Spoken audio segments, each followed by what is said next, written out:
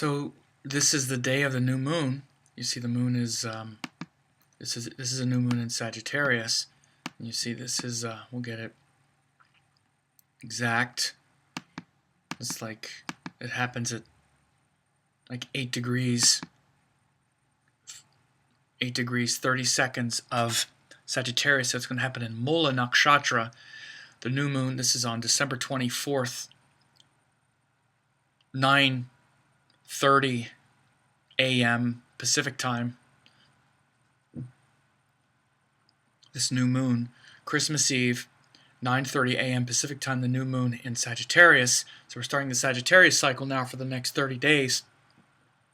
Of course, Sagittarius is ruled by Jupiter, and it's the masculine nature of Jupiter to express our highest sense of meaning and purpose. Now, very auspicious, you see Jupiter is actually aspecting this new moon in Sagittarius. It's the beginning of a very auspicious new cycle, directly aspecting this. The sun is 8 degrees, sun and moon are 8:30, Sagittarius, Jupiter is 6. And, Jupiter aspects these trines, these trinal houses. So wherever Sagittarius falls in your chart, it'll be an auspicious time for the next 30 days or so. And so, Jupiter's also still aspecting Mars at a wider angle, but it's still there, or a wider orb, rather. It's in a trine. And so, Saturn is also aspecting. So we have a Saturn-Jupiter aspect on this new moon in Sagittarius. So Sagittarius is really the sign of our principles, our sense of meaning, hope, and purpose is the nature of Sagittarius, and it's, this is the nature of Jupiter. Jupiter is the guru, the great teacher, and those great teachings that come into our life that show us the truth beyond things that we can figure out for ourselves or accomplish through our own limited power. This is the nature of Jupiter, is to connect us with the great teachers and the great answers of life. We all think we got it all figured out. We're really intelligent, but there's a point where we realize there's things that I can't figure out through my own rational mind, through my own intellect. And there are things that I'm not strong enough to accomplish through my own limited power here through the mind-body complex. Those things that are bigger than we can figure out through our own limited intellect, and those things that are more powerful than we are, is what Jupiter is about.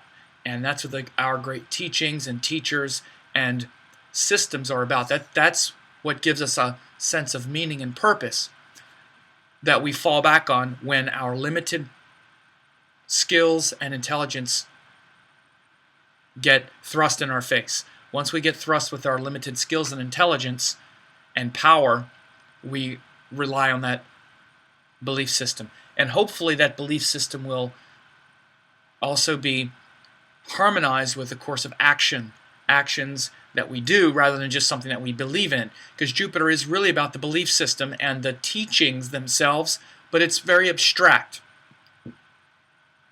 It can be very abstract and very kind of, I believe in this thing, and the illusion of belief.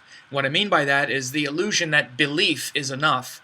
Belief is not enough. Belief is just that you believe there's something higher because you realize that you don't have all the answers. So you believe in something higher.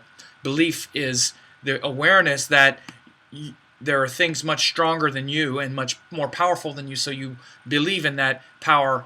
But that's just an abstraction. What you then need to do is study and then apply those teachings through a course of action. And that planet of action, more than any other one, is Mars. And this is why there's such an auspicious quality right now with Jupiter aspecting the Sun and Mars, because these are the three planets of action. Jupiter gives us the inspiration and the hope and the courage to look for those big answers. Mars gives us the courage and vitality in our physical body and in our presence in the moment to actually implement and put things into practice. And the Sun is that enduring sense of purpose, that consistent power at the heart of our being. And so right now we have this aspect of Jupiter onto the Sun, and we have the new moon in Sagittarius, The new moon is where sun and moon come together. Last time we had the new moon, we had an eclipse in Scorpio because the sun and moon were joined Rahu, the node. Now we've moved past the Scorpio lesson, which is about strengthening our fears and going deeper into those fears and insecurities, those emotional fears and insecurities, those things that we are afraid of losing and that feel like our direct connection to the life force itself. That's what Scorpio is where we feel that connection to the life force through the heart, and we realize how vulnerable we are, and the thought of losing those things we love the most terrify us on some level. After we come out of that, which is where we are now, we're in a more hopeful realm because we've come through that, and we realize, oh, this is just my emotional fantasies. I'm just paranoid or obsessed about losing this thing. My connection to the life force is actually not based on something external that I'm so worried about losing. It's based on something that's internal, primal, deep, and within my control in here, not out here. I can never control it out here. I'll just drive myself crazy trying to control it out here. That's the Scorpio lesson. But I can totally control it in here. And I must be in control of that and then sink deeper internally and concentrate my emotional power on something that's eternal and deep. That's Scorpio. Once we do that and we start to concentrate our energy, that internal emotional energy, what happens is we reach this point where we get filled with enormous hope. Wow, that's it. It's not all about this world and all of these people I'm afraid of losing and these relationships and all that stuff. There's actually this big purpose, this big thing that dwarfs all of the things I'm trying to control. This is why Sagittarius comes here, because after Scorpio, we realize all those things that we can't control, those things we can't understand. We can't figure it out. Our emotions and our emotional stresses and fears just obliterate that. It's like, I can't figure this out. We try to figure it out in Libra, and then we realize I can't figure it out. I can't figure people out, mainly. In my case, I can't figure women out, right? So, and a lot of it is relationship-oriented or other people-oriented. And then we realize once we get so deeply and intimately involved with other people, which is Libra, we realize we have no control over that. Here my heart is so extended, I love so much, and I can't control any of it. It can get taken away at any moment. It terrifies me. Oh my God, I thought that was my connection to the life force. And then I realize, oh, it actually wasn't. There's this great, big, hopeful thing that's eternal, that's divine, that I'm a part of. And so this is why Sagittarius is related to religion, actually like belief, the systems. But you have to actually put them into practice before they become spiritual. Jupiter's not spiritual. All the planets are spiritual. They're all about spirituality. Don't get into this mistake, because people say Jupiter, spirituality. All the planets are spirituality. Jupiter is literally like religion, belief, hope in something higher. And that hope gets you through the troubles of the world, because we're going to try things, they're not going to work, and we need hope to overcome them, to overcome that feeling of purposelessness and hopelessness. What does our religion and our belief system give us? It gives us hope. And many people say, oh, I'm spiritual, but I'm not religious. Actually, they're religious. If it's something you believe in, it's your religion. Spiritual are things you practice. Spirituality are practices. And the practices really don't have anything to do with the religion. The religion can be a support of the practices, but you can do the practices with no religion and the practices will still work, because practices are scientific.